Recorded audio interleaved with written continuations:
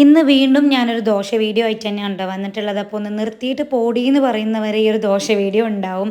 എന്തായാലും ഫൈനലി എൻ്റെ ദോശ സക്സസ് ആയിക്കണം. അപ്പോൾ അത് പറയാൻ വേണ്ടിയിട്ടാണ് ഈ ഒരു വീഡിയോ.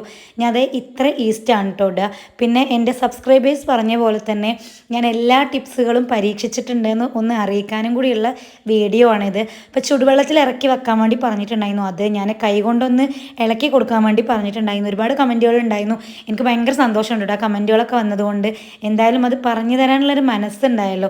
അപ്പം അങ്ങനെയൊക്കെ വെച്ചപ്പോൾ അതേ ഏകദേശം സെറ്റായിട്ടുണ്ട്. പൊന്തി വന്നിട്ടില്ല, അതായത് നിറച്ച് പൊന്തി പോയിട്ടില്ല, എന്നാലും അടിപൊളി ദോശയായിരുന്നു. ഇതുവരെ ഈ ഒരു ടേസ്റ്റിലും പെർഫെക്റ്റിലും എനിക്ക് കിട്ടിയിട്ടില്ല. അതുകൊണ്ട് നല്ല സന്തോഷമുണ്ട്. പിന്നെ സ്റ്റീൽ പാത്രത്തിൽ അരച്ച് വെക്കാനും കൂടി ശ്രദ്ധിച്ചു. അപ്പോൾ അതുകൊണ്ടിട്ട് തന്നെ അടിപൊളിയായിരുന്നു. ഇപ്പോൾ ദോശ അടിപൊളി ആയതുകൊണ്ട് തന്നെ എനിക്ക് ഇഷ്ടപ്പെട്ട ഒരു ചമ്മന്തി ഉണ്ട്, അതും കൂടി ഞാൻ ഇതിലേക്ക് ഉണ്ടാക്കിട്ടോ. തക്കാളി വെച്ചിട്ടുള്ള ചമ്മന്തിയാണ്. അപ്പോൾ ഈ ഒരു ചമ്മന്തി ഉണ്ടെങ്കിൽ എത്ര ദോശ വേണമെങ്കിലും കഴിക്കാൻ തോന്നുട്ടോ, അത്രയും ടേസ്റ്റാണ്. എനിക്ക് ഭയങ്കര ഇഷ്ടമാണ്. അപ്പോൾ അതിൻ്റെ നല്ല തിക്കായിട്ടാണ് അരച്ചിട്ടുണ്ടായിരുന്നത്. ലൂസായിട്ട് അരച്ച് കഴിഞ്ഞാൽ അത് കഴിക്കാൻ വേണ്ടിയിട്ട് വലിയ ടേസ്റ്റ് ഉണ്ടാവില്ല.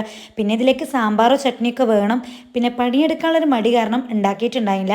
പിന്നെ അനുമോൻക്ക് പോകാനായപ്പോഴത്തേക്കും ഓനെ റെഡിയാക്കി വിട്ടു.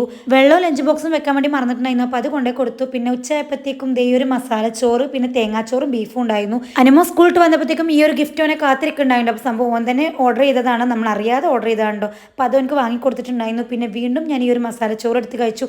നല്ല ടേസ്റ്റ് ഉണ്ടായിരുന്നു. ഇതിൽ സാലഡോ അച്ചാറോ ഒന്നും ഇല്ലാതെ ഇനി ഇത്രയും ഞാൻ കഴിച്ചത് കേട്ടോ. നല്ല അടിപൊളിയായിരുന്നു. ഷകാക്ക് കുറച്ച് അങ്ങോട്ട് വാരി കൊടുത്തു. പിന്നെ ബാക്കിയൊക്കെ ഞാൻ തന്നെയാണ് കഴിച്ചിട്ടുണ്ടായിരുന്നു.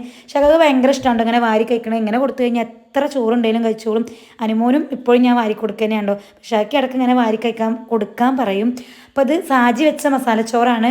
പാത്തുവിൻ്റെ റെസിപ്പി നോക്കി ചെയ്തതാണ് കേട്ടോ. അത്യാവശ്യം ടേസ്റ്റ് ഉണ്ടായിരുന്നു. ഞാനിതുപോലെ വെക്കാറുണ്ട് കേട്ടോ. എനിക്കും ഈ ഒരു ചോറ് വെച്ചിട്ട് ഇതുവരെ ഫ്ലോപ്പ് ആയിട്ടില്ല. ഞാൻ എന്തായാലും എന്ത് ഫുഡ് ഉണ്ടാക്കുമ്പോൾ എന്തെങ്കിലുമൊക്കെ സംഭവിക്കാറുണ്ട്. ഇത് അടിപൊളിയായിട്ട് കിട്ടിയിട്ടുണ്ടായിരുന്നുണ്ടോ. അപ്പം ഞങ്ങൾ അതൊക്കെ കഴിച്ച് പുറത്തിറങ്ങിയപ്പോഴത്തേക്കും അനുവിൻ്റെ ഫ്രണ്ട്സ് വന്നിട്ടുണ്ടായിരുന്നു. ഫ്രണ്ട്സ് മാത്രമല്ല കസിൻസും കൂടിയാണ്. അപ്പോൾ എല്ലാവരും ഈ ഒരു ബോക്സിംഗ് ഒക്കെ ചെയ്തൊക്കെ ഉണ്ടായിരുന്നു.